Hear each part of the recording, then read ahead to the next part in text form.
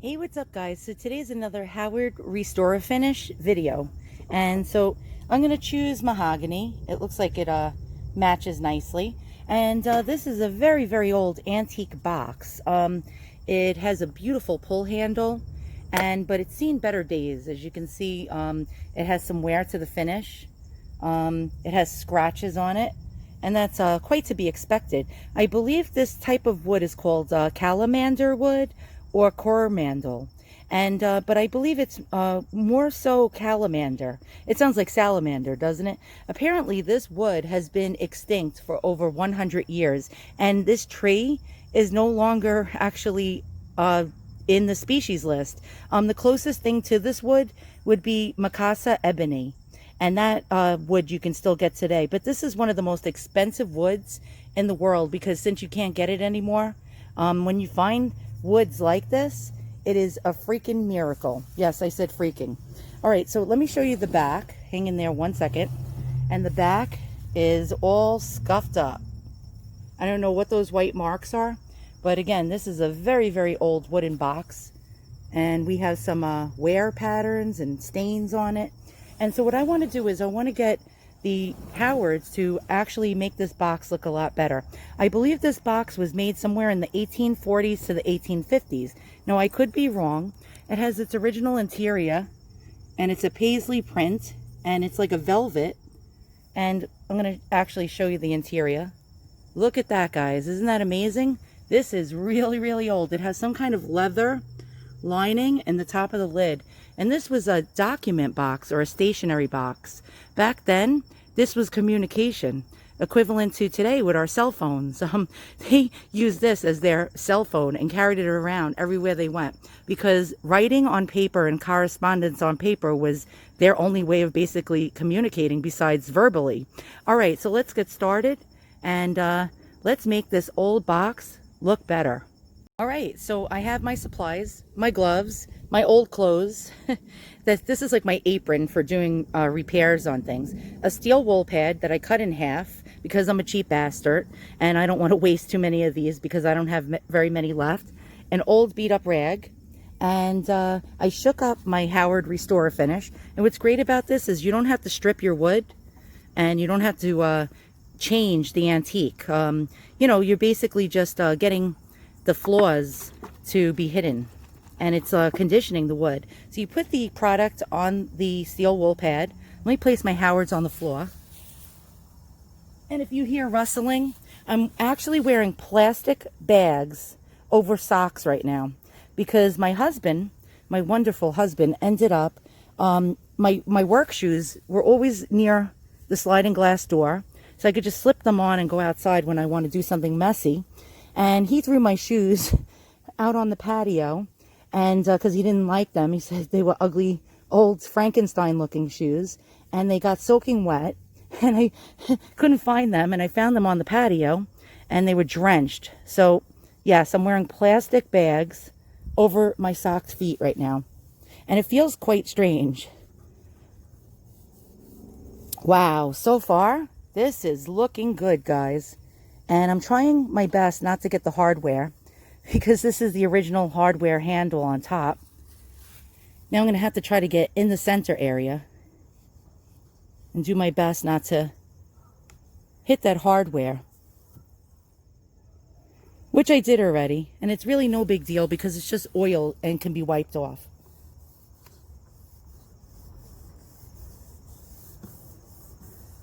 So far, it took the white smudge off the top. So actually, there's a spot I missed right here. All right, let me show you. Let me lift up my camera. And there it is, looking better already. So what you want to do when you use the Howard, you don't want to leave it to soak, like all the excess. What you want to do is wipe it off. So you're going to wipe the excess off as best you could with an old rag or an old cut-up t-shirt. There'll be links in the description below for the product if you need to purchase it. It comes in all different colors, and they sell a lot of really nice quality wood polishes made out of oils. All right, top is done. Now I'm going to do the rest of the box. Let's see if we can get actually these scuffs out on the back. This is something I'm concerned about. All right, so we got here and right in the corner there. Let me put more product on the steel wool. And you can see the pigments on it. All right, let's get rocking and rolling here.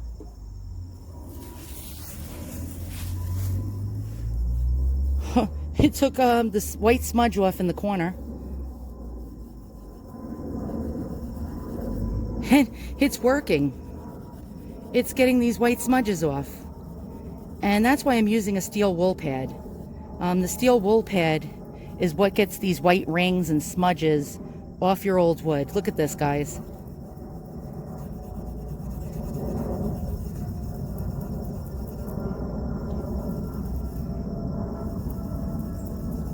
And it's coming off. It's a holy miracle. Look at this.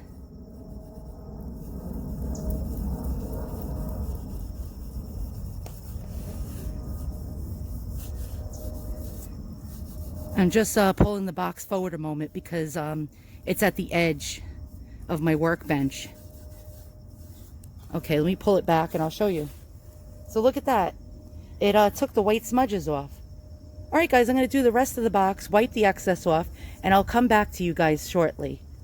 All right, now Howard's recommends to leave the Restor-A-Finish on for 30 minutes, and it's looking better already. While Howard's is actually something that really beautifies wood, it's not a miracle worker. And in every case, it doesn't remove all blemishes and all damage to your wood, but it makes it look a heck of a lot better. All right, so I'll be back in 30 minutes. And then we're going to go on to step 2, which is polishing this old wood box with Howard Feed and Wax, which is a beeswax and orange oil conditioner and polish. Stay tuned. Oh, by the way, it was missing its original, what do you call that? Etrusian?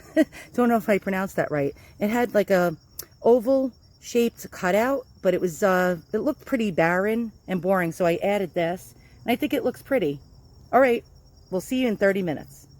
All right, guys, so I waited 30 minutes, and now it's time for Howard Feed and Wax, and it's a really, really great wood conditioner.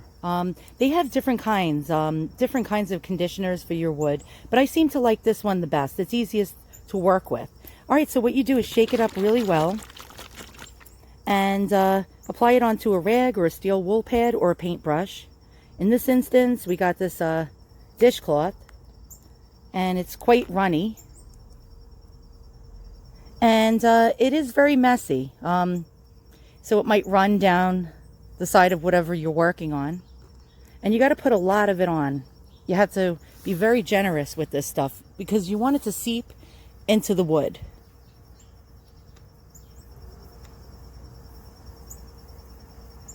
Now the reasoning behind this, not only does it shine up your wood and it conditions your wood. Your wood actually can split.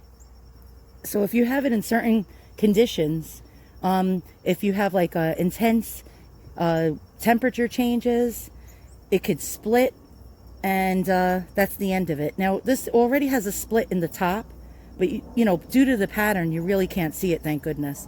All right, so I'm going to apply it to the whole entire box, and it recommends waiting 20 minutes. And after 20 minutes, I'm going to actually rub it with a dry cloth in a circular motion until it shines up, and I'll be back to show you the finished results. Stay tuned. So here it is, guys. Look how beautiful it looks. Oh my goodness. I am like totally speechless. Look at the grain of this wood and the shine. Okay, so Howard's came through again. So there's a backstory to this box. I saw it on eBay.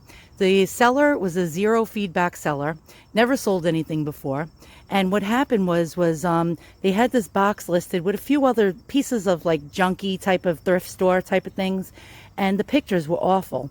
And it had a make an offer button, opening bid of $9.99. Now I could not tell if this was one of those, you know what I mean, those like what do they call that? The Bombay Store, or one of those decorating store boxes. Couldn't tell if it was antique or not. So I took a chance and I made an offer to the seller, and I made an offer of $35. I figured, hey, if it's not what I think it is, big deal. It's still pretty nonetheless, and I could still use it. Well, the seller never replied back to my offer, and I figured, okay, they think I'm lowballing them. But again, I did not know if it was antique or not. So 2 days later goes by, I saw there was a whole bunch of bids on it. It got up to $33 and change, and there was 5 bidders on it. And I said, oh, forget it. This has got to be antique, and it's got to be valuable. And I bet you all the other dealers found it. Well, turns out the seller finally contacted me and said, oh, I'm so sorry I didn't reply to your offer. Do you still want it? And I could not believe it. And I said, yeah, but how are we going to do this if there's bids on it? So I looked up on the internet how to end an auction early if you have bids on it. And I sent them a link. They ended the auction, relisted it for $35 with a buy it now. And I really was very scared the seller was going to change their mind, and all the bidders that she canceled their bids was going to actually send her a nasty gram and tell her off and tell her that this box was really valuable, and then I wouldn't have gotten it. But again, I was holding my breath, not knowing if it really was antique. And when I got it, sure enough, this is a very, very old, valuable box. So I got very lucky. It fell into my lap, sort of. So once again, guys, thank you so much for watching, and I'll see you guys all soon. So long.